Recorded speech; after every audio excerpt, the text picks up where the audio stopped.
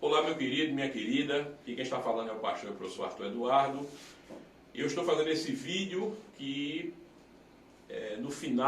acontece no final de 2019, para raciocinar com você que acompanha o meu trabalho, que acompanha os nossos vídeos, artigos, os nossos textos no Gospel Prime, né? Nós que somos um dos colunistas do Gospel Prime. Você que acompanha o nosso trabalho educacional, tanto na parte da teologia quanto na filosofia, nossos vídeos aqui sobre elucidação de questões bíblicas.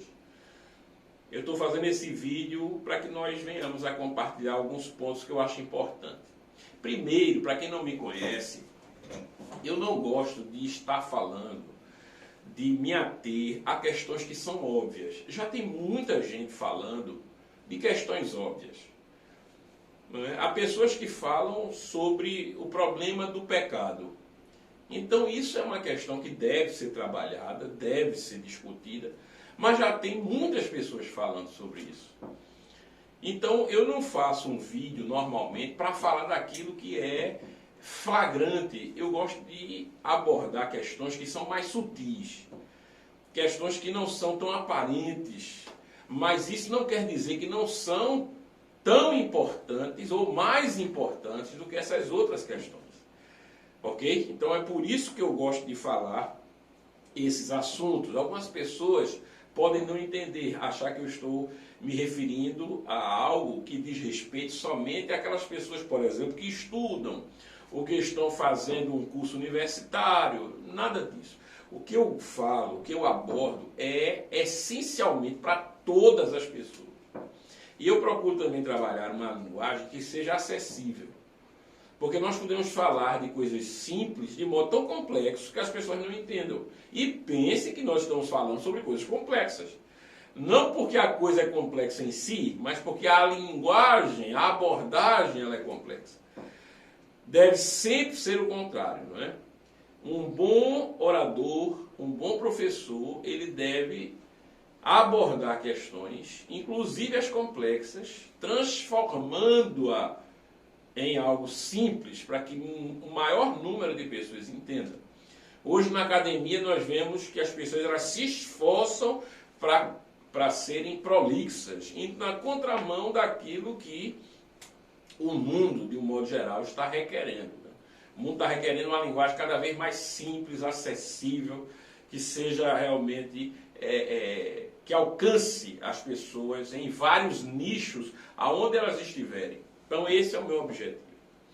E depois de ter falado isso tudo para você, meu querido e minha querida, eu gostaria de dizer o seguinte, né? O que é que a Bíblia tem a dizer sobre essas questões que nós temos vivenciado atualmente, que nós temos vivido. Eu gosto de trazer exemplo porque com os exemplos nós podemos fazer analogias.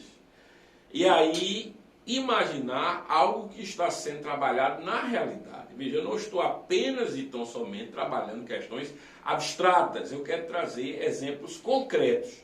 Esses exemplos, como eu disse no início, muitas vezes eles não são aparentes. Mas é justamente pela sutileza ou aquilo que não aparece, que alguns conceitos eles vão se enraizando na sociedade. E a sociedade ela vai lidando com esses conceitos, muitas vezes bebendo, comendo, vai digerindo e sem ter a ideia de que esses conceitos que são trabalhados por mentes que têm propósito, mentes criativas e que têm propósitos, esses conceitos vão passando. Por exemplo, hoje, algumas questões, elas viraram questões de honra. Essas questões de honra passam pelos valores que a sociedade honra. E os valores que a sociedade honra, eles são valores que aparentemente mostram uma certa equidade. Ou trazem, ou eles são trazidos para trabalharem equidade, igualdade. Veja como essa palavra igualdade, dentre outras palavras, ela passou a ser usada com mais frequência em nosso vocabulário. Por quê? Porque igualdade é um termo que, de um modo geral, em uma sociedade tão desigual, com tantos contrastes como a nossa, é uma palavra que soa positiva. De modo que, a partir desse conceito, que é um valor honrado, né, é um valor cada vez mais buscado, é um valor procurado pela civilização atual, então as pessoas elas buscam trabalhar temas em que a igualdade esteja presente. No Ocidente, de um modo geral, desde a formação dos Estados nacionais, a palavra igualdade ela está presente, trazendo, né, para o povo, a princípio, algo que é realmente revolucionário, transformador. O lema da Revolução Francesa, que formou o moderno Estado Nacional da França, acabando com séculos de absolutismo monárquico, a Revolução Francesa no século XVIII ela teve como lema igualdade, liberdade e fraternidade. Veja, igualdade está presente ali. E nesses 250, 300 anos de Ocidente, a palavra, como eu disse, ela está presente, de um modo geral, no vocabulário ocidental. No último século, a palavra igualdade, ela faz parte, necessariamente, de discursos, de movimentos que tentam, todos eles, trazerem para si os auspícios, a característica e a prerrogativa de serem legítimos, de serem movimentos que estão realmente lutando, batalhando pelo Ocidente. Muitos desses movimentos não estão lutando pelo Ocidente, eles estão, eles existem e estão em função de objetivos de pequenos grupos. Mas esses pequenos grupos, eles jamais podem se apresentar, porque se eles se apresentarem, obviamente, que o clamor popular lhe será contrário. Então, se eles não são vistos, se eles não são percebidos, eles não podem ser amados e não podem ser odiados. Mas uma coisa eles podem ser controladores. Eles não podem ser controlados, porque a grande massa não os percebe. Mas eles podem controlar a partir dessa ação sutil, não aparente, trazendo ou fomentando valores que a sociedade os tem por caros, preciosos. Eles podem, através dessa manipulação, controlar grandes porções da sociedade. E literalmente, esses grupos eles podem indicar o caminho que a sociedade tome, ou seja, as tendências que a sociedade ela deve tomar. Isso é importante porque hoje nós vivemos em um ambiente que a maioria de nós pensa que é democrático, ou seja, um ambiente de liberdade, que é outro termo muito caro para a sociedade ocidental. Igualdade é o primeiro, liberdade é o segundo. Neste ambiente de liberdade, não é, nós pensamos que somos livres para escolher o nosso próprio destino, temos a total competência de comando sobre as nossas escolhas e muitas vezes não é assim. Observe como aquilo que se estabelece como algo valorativo e de valoração na nossa sociedade trabalha de modo escuso. Observe. Hoje, se nós chamarmos um homossexual de gay de um modo pejorativo, de um modo geral, somos taxados de homofóbicos. Isso se dá principalmente no humor. Veja como o humor atual é diferente do humor de 20, 30 anos atrás. O humor de 20, 30 anos atrás, não é, trabalhava inclusive com aquilo que é básico no humor, que é a exploração do ridículo. Você sabe por que um programa feito Ratinho ele faz sucesso? Porque Ratinho, andando na contramão do politicamente correto, continua simplesmente expondo o ridículo.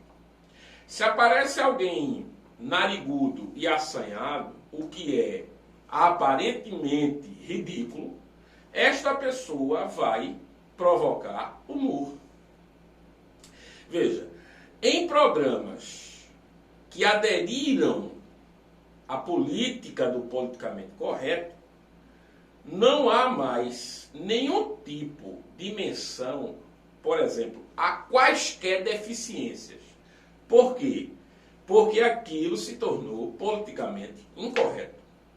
Então, até com os anões que tradicionalmente estiveram presentes no cenário humorístico de um modo geral, até mesmo com anões, veja, não há mais menções diretas, simplesmente porque está se trabalhando na deficiência do outro e tal. E não tem se levado em consideração que o humor é a exposição daquilo que é burlesco, daquilo que é não convencional, ou daquilo que é ridículo mesmo. Tá certo? Não que o nanismo seja ridículo, mas é não convencional. O convencional é que nós não sejamos anões. Tá certo? E o não convencional é o que chama a atenção, inclusive para o humor. Acontece também em outros gêneros, no cinema, na literatura, que é o terror. O terror trabalha com monstruosidades. Por quê? Porque se trabalha no gênero terror com o não convencional. Se trabalha no gênero humor com o não convencional. Se bem que com áreas não convencionais distintas, mas é com o não convencional. O humor é a exposição do ridículo. Então, pelo espalhafato que algumas drag queens faziam e continuam fazendo, pessoas que trabalham com homossexualidade, transformista, etc. Essas pessoas, elas eram alvo de humor. E sempre foi assim.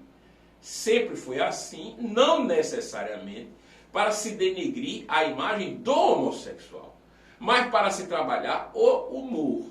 O politicamente correto aboliu isso, violentando o humor, castrando humoristas, ao ponto de humoristas consagrados como Renato Aragão dizerem que se tivessem de ser humoristas hoje, não seriam, porque eles não tinham com o que trabalhar o humor, uma vez que, quando se fala alguma coisa, está se ofendendo alguém ou um grupo. Né? Recentemente você viu, se você não viu, veja, porque está no YouTube, um debate no programa do Serginho Groisman, que é um programa totalmente imerso no politicamente correto, e a Globo tem 1 bilhão de motivos para isso, em que Renato Aragão contesta Gregório do Vivier, que é daquele Porta dos Fundos, daquele grupo Porta dos Fundos, onde Renato Aragão, por exemplo, que não é alguém que segue o politicamente correto, veja, está dizendo que nunca faria algo para atacar a religião. Gregório do Vivier, que segue o politicamente correto no Porta dos Fundos, tá certo? Passou naquele programa a ser um arauto do defensor do politicamente incorreto. Veja que coisa interessante, que inversão da realidade. É como se, pelo fato deles terem feito um especial de final de ano, onde mostrassem Jesus como homossexual, então eles fossem na contramão do politicamente correto. Portanto, eles são os defensores do humor verdadeiro, enquanto que Renato Aragão né, surpreendentemente, ele fosse taxado como sendo alguém defensor do politicamente correto. Mas por que isso é uma aberração? E uma aberração orquestrada pela Globo, que pega alguém que não está mais no cenário humorístico, está aposentado, alguém que não precisa mais da Rede Globo para viver, já disse que trabalharia, como sempre trabalhou, com temas que são politicamente incorretos hoje, como é o caso de Renato Aragão. Ele disse isso tudo. Disse que continuaria chamando preto de preto, gay de gay, brincando com a questão do nordestino, ele mesmo sendo um nordestino. Então a Globo, estrategicamente, pega esta pessoa, coloca em um programa com alguém que está alinhado com o discurso da Rede Globo, que é o Gregório do Vivier, para Gregório do Vivier dizer que não tem problema nenhum brincar com a religião, porque nada escapa do alcance do humor. E Gregório do Vivier passa a ser, então, o politicamente incorreto, enquanto Renato Aragão passa a ser o politicamente correto, numa estratégia de inversão da realidade para enganar você. Porque, na verdade, o Porta dos Fundos não brinca com o homossexualismo. Ele brincou com o homossexualismo agora, curiosamente, atrelando-o a Jesus. Veja, por quê? Porque, para esse movimento atual, o maior inimigo, esse movimento sociopolítico-cultural atual, o maior inimigo é o cristianismo. Se há um inimigo do politicamente incorreto, é a tradição judaico-cristã. E quando o Gregório do Vivier e os outros do Porta dos Fundos, eles atrelam a imagem de Jesus em um especial de comédia que ninguém ri, não é? Onde eles claramente estão fazendo militância anticristã, é dever do cristão compreender a estratégia desses movimentos, a estratégia sutil desses movimentos, que na verdade, não estão defendendo o humor raiz, politicamente incorreto. Eles estão atacando o cristianismo, denegrindo-o e ainda por cima, saindo-se como defensores do verdadeiro humor. Eles não estão fazendo nem humor, não estão nem fazendo humor, nem estão defendendo o politicamente incorreto. É o contrário. E é preciso que eles sejam denunciados. Por quê? Quando eles chamam Jesus de homossexual, é algo ridículo. Então, esse grupo está dizendo que o homossexualismo, numa pessoa feita Jesus, é ridículo. E é só por isso que é humor. Assim, eles têm, então, que trazer o homossexualismo a todas as figuras que eles querem ridicularizar. Veja, se eles querem ridicularizar uma figura, então que associem essas figuras ao homossexualismo. E eles, se fizessem isso, estariam dizendo que o homossexualismo é ridículo. As figuras, elas não são ridículas porque são homossexuais. É justamente o contrário. Elas são ridículas uma vez que eles as interpretam como homossexuais. O que me espanta é não ver nenhum grupo homossexual contestando Porta dos Fundos. E aqui, meu querido, minha querida, eles deveriam contestar não porque eles quiseram mostrar Jesus como homossexual, mas é porque eles quiseram mostrar o homossexualismo como algo ridículo. Se eles estão fazendo isso, então eles realmente deveriam mostrar mais de pessoas sendo ridicularizadas como homossexuais. Os grupos politicamente corretos que trabalham a homofobia, etc., esses grupos deveriam se manifestar contra o Porta dos Fundos não pela religiosidade, não pelo cristianismo, mas pelo homossexualismo. Mas você percebeu que não somente eles não se levantam, como saíram em defesa do Porta dos Fundos.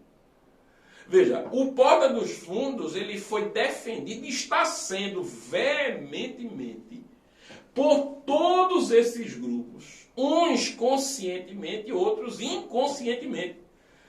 Porque muitos desses grupos não têm ideia das forças sociopolítico-culturais que os movem. E eles acham que estão fazendo um bem para a humanidade, sendo ridiculamente parciais.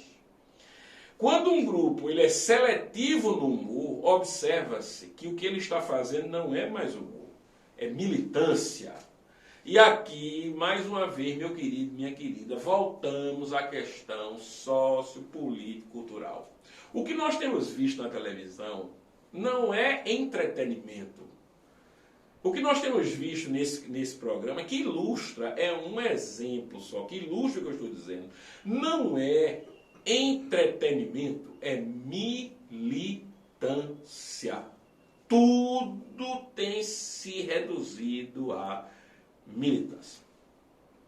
Mas é uma militância organizada, estratégica e que tem um único objetivo: a inversão total de valores na nossa sociedade. Para isso, ela precisa, primeiramente, inverter os parâmetros de realidade.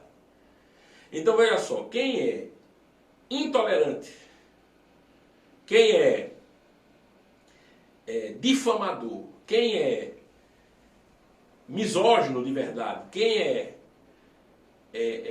homofóbico de verdade, quem odeia e despreza homossexuais, passa, então, a ser visto como um defensor das mulheres, defensor dos homossexuais, crítico dos movimentos que lhes são perseguidores, e aquelas outras pessoas que nunca tiveram problema com homossexuais, nunca tiveram problema com mulheres, pelo contrário, defendiam-lhes as liberdades, passam a ser mostrados como os perseguidores, os detratores. E aí vem as expressões da moda, né? Porque a moda, nessa nossa realidade, na nossa atualidade, a moda é que dita a tendência, viu? Não é isso? Nós vivemos sob a ditadura da tendência da moda. Então virou moda chamar aquelas pessoas que são contrários verdadeiramente ao politicamente correto, de fascistas, não é? De nazistas. E é por isso que eu brinco quando uma pessoa diz, por exemplo, que o governo Bolsonaro é um governo psicopático e fascista. Aí eu peço, me dê um exemplo. Aí sabe o que eles mostram? Eles mostram uma entrevista que Bolsonaro deu à Globo. E uma pessoa perguntou a Bolsonaro naquela entrevista o que é que ele acharia de um dos seus filhos, por exemplo, casado com Preta Gil, ou se envolvendo com Preta Gil. Bolsonaro faz um comentário, tá certo? E Bolsonaro depois é tido como racista. Bolsonaro depois explica que não tinha acesso à pergunta e nem teve acesso às pessoas sobre as quais ele falava. A pergunta de Bolsonaro sobre os filhos de Bolsonaro com Preta Gil ou sendo homossexuais não lhe chegaram devidamente e ele desafiou a Rede Globo a mostrar toda a gravação se a pergunta feita era aquela que chegava a ele mesmo. Ele disse que não era aquela que chegava a ele. As perguntas elas foram ou tiveram partes omitidas ou foram simuladas. Ele convidou a Rede Globo várias vezes, dizendo que ele iria falar lá como é que foi aquela entrevista. E sabe o que aconteceu? Até hoje, a Rede Globo não lhe concedeu esse direito.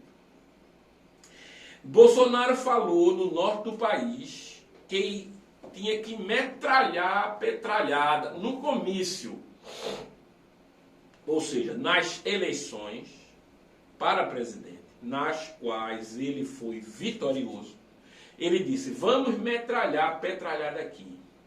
Aí eu vejo até professores universitários afirmando em programas de televisão da Rede Globo e de outros canais que Bolsonaro está incitando o ódio. Observe a inversão de valores. Por que inversão de valores, professor Arthur? Porque essa mesma militância que inverte a realidade é ela que canta que aqueles que estão contra o seu pensamento devem ir para o paredão.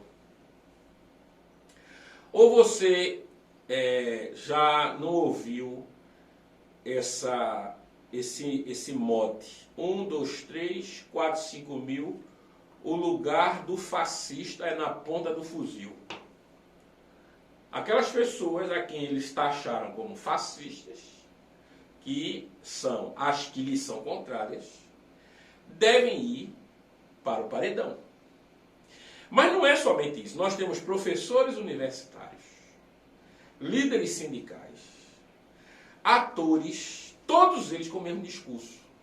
Um professor universitário disse em um grande comício da esquerda: aqueles que vêm nos oferecer razões ou motivos para que nós compartilhemos as nossas ideias e possamos trabalhar juntamente, nós vamos apresentar para ele uma boa pá, uma boa cova, né? Um bom paredão, uma boa bala. Veja, eles podem falar abertamente em matar, eles não estão fazendo figuras de linguagem. Quando eu digo que numa eleição eu vou passar por cima do meu adversário, eu não estou dizendo que vou atropelá-lo literalmente. Qualquer besta quadrada, ela entende o que eu estou dizendo. Mas por que eles fingem não entender? Porque o seu projeto é a inversão da realidade. Eles precisam inverter primeiro a realidade e dizer que os que estão clamando por morte, paredões, fuzilamentos, execuções, são os defensores da paz. E aquelas pessoas que querem diálogo, aquelas pessoas que querem compartilhar, como disse o general Heleno, para uma pessoa da esquerda, vamos esquecer aqui as diferenças e vamos juntar os nossos discursos para que possamos construir o Brasil melhor. O general Heleno é fascista, é nazista, é terrorista, é ele que quer, ele é promotor do ódio, fomentador do discurso do ódio. Você está entendendo? A inversão da realidade.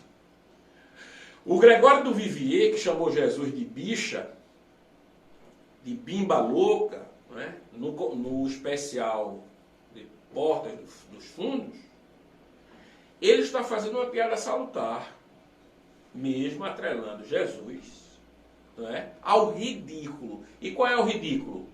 É a ladroice? É a covardia? Né? Qual é o ridículo ao qual Jesus foi atrelado para que aquilo seja caracterizado como humor? Foi o homossexualismo. Observe, o mesmo homossexualismo que essa turma diz defender. Que essa turma diz defender. Acusando aqueles, tá certo, que nada tem contra os homossexuais. Aquelas pessoas que faziam humor, tá certo, de tipos estereotipados de homossexuais, como drag queens. Essas pessoas é que são, então, homofóbicas. Enquanto eles são defensores do homossexualismo. Mesmo que eles atrelem o homossexualismo ao ridículo. Mas o mais impressionante disso tudo é quase ninguém atentasse, irritasse e tomar uma posição. E agora eu quero dar uma palavra diretamente para os líderes cristãos evangélicos, pastores. Se tem uma pessoa que defende o pastor sério, sou eu. Eu defendo os líderes cristãos sérios. Eu penso que nós temos uma contribuição extraordinária nesse país. A igreja, onde ela entra, ela se faz luz naquele local. E as lideranças são aquelas pessoas que guiam as multidões que estão em trevas. Mas você, meu amigo pastor, minha amiga pastora, líder, você que mantém-se isento ou neutro nessa discussão, você está fazendo a obra das trevas, mesmo que você creia que não está. Mesmo que você ache que não está. Que a isenção, ela é absolutamente a abstenção. Não é. Neste tipo de batalha, ninguém fica em cima do muro. Ou nós nos posicionamos contra a loucura que predomina, ou nós nos tornamos a favor dessa loucura. Ou você se posiciona contra, ainda que venha perder membros na sua igreja, ainda que venha a ser deixado só. Você não foi chamado para estar rodeado de muitas pessoas. Você foi chamado para defender princípios da verdade. Você não foi chamado para ser ovacionado. Você não foi chamado para que homens e mulheres joguem louros sobre você. Você foi chamado para ser um defensor da verdade. Você não pode ser conivente com a inversão da realidade de maneira covarde e criminosa, dizendo que esse tipo de discussão é exclusivamente do âmbito da política e nada tem a ver com a fé. Negativo. A prova maior do que eu estou falando é que o Senhor Jesus, trabalhando com princípios sobre os quais nós deveríamos não somente construir a nossa identidade cristã, mas defendê-los até a morte, falando sobre esses princípios, ele diz, o Senhor Jesus diz, algo que está prescrito no Antigo Testamento a partir dos profetas. Seja a vossa palavra, se sim, sim. Se não, não. Não é sim, quem sabe, ou talvez, pode ser, eu não tenho nada a ver com isso. Não. Se você age assim, você está dizendo que sim, nem sempre é sim. Que não, pode ser sim. E você vai estar incorrendo no erro contra o qual nos chamou a atenção o profeta Isaías, quando ele disse, ai daqueles que chamam ao mal bem e ao bem mal. Às trevas luz, à luz trevas, ao amargo doce e ao doce amargo. Nós temos tido um papel muito importante em meio a toda essa discussão que nós temos vivido hoje. As pessoas, elas têm realmente ido aos montes para o abismo existencial. E muito disso que acontece também é culpa de líderes omissos que não falam a verdade, porque não tem compromisso com ela. O seu compromisso é com o seu ventre. O seu compromisso é consigo mesmo. Ou, no máximo, são pessoas covardes. Nós devemos pedir a Deus perdão, misericórdia e um espírito de ousadia. Esse espírito não é um espírito de contenda, não é necessariamente um espírito belicoso, mas de ousadia. Se nós não nos portarmos como defensores da verdade, quem defenderá a verdade? Me diga, você acha que empresas, não é, que estão totalmente alinhadas a um discurso macroeconômico, de viés cultural, totalmente escuso, vai ser defensora da verdade? Esse pessoal, ele vai assassinar a verdade, sempre que puder, para que os seus interesses prevaleçam.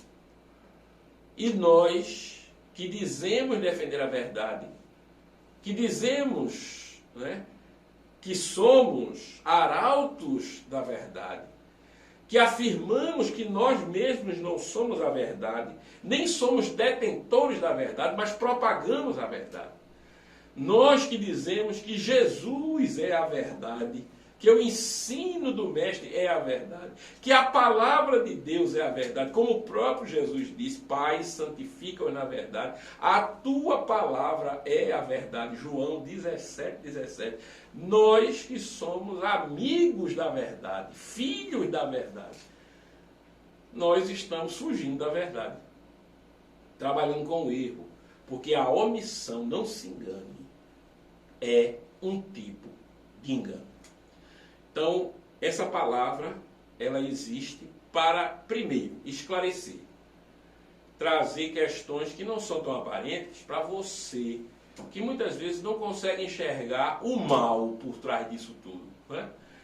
O que é que está acontecendo por trás daquilo que é aparente, tá certo? A esquizofrenia que nos está sendo imposta para que nós, na inversão da realidade, compremos os valores que essa turma ela nos quer repassar. E em segundo lugar, é você, líder cristão, que tem uma responsabilidade com a verdade. Nunca se esqueça disso. Você pode terminar só e morrer só, com ninguém ao seu lado, mas não morra sem a verdade. Morra defendendo-a, lutando por ela, que é isso que contará para a eternidade. Que Deus abençoe, meu querido, minha querida. Se você preferir, propague esse vídeo, não é? Assista outras vezes, não é? Você compartilhe com seus grupos, porque nós estamos, não se engane, numa guerra, certo? Uma guerra ideológica, cultural e espiritual. E essa guerra tem vários vieses. Passa pela oração, pelo testemunho, pela pregação e por vídeos como esse, tá certo? Que tem um alcance, não é? Que muitas vezes nós não podemos ter fisicamente, mas esses vídeos alcançam, tá certo? Que Deus abençoe. Peço aos cristãos genuínos que nunca deixem de orar por nossa vida, nosso ministério, que o Senhor nos abençoe, tenha misericórdia de nós e nos guie sempre rumo à verdade.